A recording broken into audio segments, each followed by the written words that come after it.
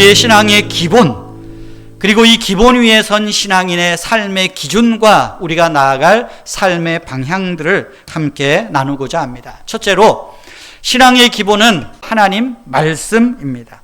다시 말하면 말씀이신 하나님이 우리 삶의 근본이시다 하는 것입니다. 여러분, 운동선수가 늘 하는 훈련이 있습니다.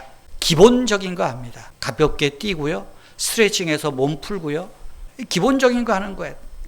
거기서 새로운 기술 하지 않습니다. 그런데요, 아무리 스타급 선수, 탁월한 선수라 하더라도 슬럼프에 빠질 때가 있습니다. 슬럼프라는 말, 성경의 언어로 말하면 고난에 빠집니다. 슬럼프라는 고난에 빠지면 좋은 선수들은 자발적으로 2군에 내려갑니다. 2군에 내려가서 나름대로 특별 훈련을 해요. 특별 훈련은 먼저는 자기가 한참, 야구 선수라면 홈런 잘 치고 한참 할 때, 손흥민 같으면 골을 어디서 잘 넣을 때 내 움직임이 어땠나, 그 영상들을 가만히 봅니다. 아, 그렇구나, 지금은 내가 이런 자세가 안 나오는구나. 그 영상을 보면서 예전에 자기가 익혔던 기본 자세, 기본 훈련들을 아주 지독스럽게 합니다. 지금 어긋난 이 자세들을 교정하는 거예요. 기본적 자세로 교정하는 겁니다. 왜 그렇습니까? 기본이 무너지면 아무리 뛰어난 선수도 그 슬럼프를, 고난을 극복할 수 없기 때문입니다. 우리의 신앙도 마찬가지입니다. 신앙생활을 오래 했다고 해서 매주일 안 빠지고 교회 나온다고 해서 영적 슬럼프가 없고 영적인 고난이 없는 것 아닙니다. 우리가 오랫동안 예수님을 믿었어도 감당하기 힘든 영적인 고난이든 육체의 고난의 풍파가 쉼없이 밀려옵니다. 어느 순간에 내가 신앙생활을 잘함에도 불구하고 그 고난 앞에 힘없이 주저앉을 때가 있습니다. 그때 우리가 해야 할 일은 내 경험이나 세상의 방법을 찾아 헤매는 것이 아니라 그 신앙의 기본으로 돌아가는 거예요. 하나님의 말씀을 듣고 말씀을 읽고 말씀을 배우는 예배 자리에 있는 것, 여기에서부터 우리를 다시 일으켜 세울 수 있다는 것입니다. 여러분, 92절 말씀을 보십시오. 주의 법이 나의 즐거움이 되지 아니하였다면 내가 내 고난 중에 멸망하였으리라. 지금 이 시인은 그가 고난 중에서 무너지지 않고 멸망하지 않고 고난의 가면 속에 숨은 은혜를 깨달을 수 있는 이유가 뭡니까? 주의 법, 그 주님의 말씀이 나의 즐거움이었기 때문에 내가 고난을 이길 수 있었다, 멸망하지 않을 수 있었다 말하는 것입니다. 하나님의 말씀이 나를 받쳐주지 않았다면 진작에 나는 고난 중에 무너졌을 것이다 말하는 거예요. 여러분, 지난 주일에 나누었던 말씀 기억합니까? 67절, 고난당하기 전에는 내가 그릇 행하였더니 이제는 주님의 말씀을 지킵니다. 내가 고난당하고 보니까, 슬럼프에 빠지고 보니까, 말씀을 지키지 못, 그릇 행했다.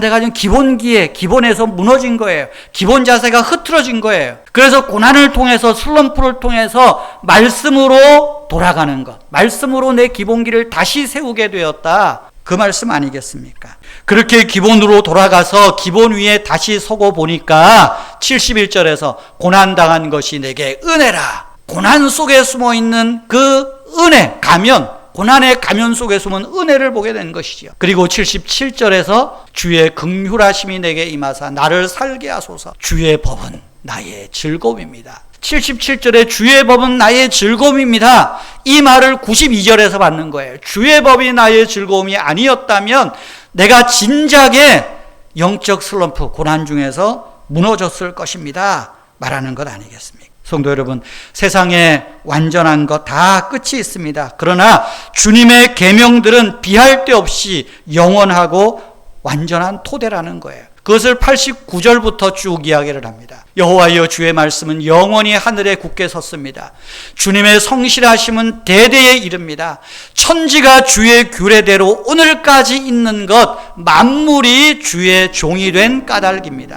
만물의 근원은 하나님의 말씀으로 천지 만물을 창조하시고 우리를 짓지 않으셨습니까? 96절에서 말하는 거예요. 내가 보니 모든 완전한 것이 다 끝이 있어도, 세상의 기준들, 세상의 기본은 흔들려도 주님의 계명은 심히 넓다 하는 말, 주님의 말씀은 비할 데 없이 넓고 영원하고 완전한 기본, 토대다, 그 말씀하는 것입니다. 성도 여러분, 우리 신앙의 기본은 하나님의 말씀입니다.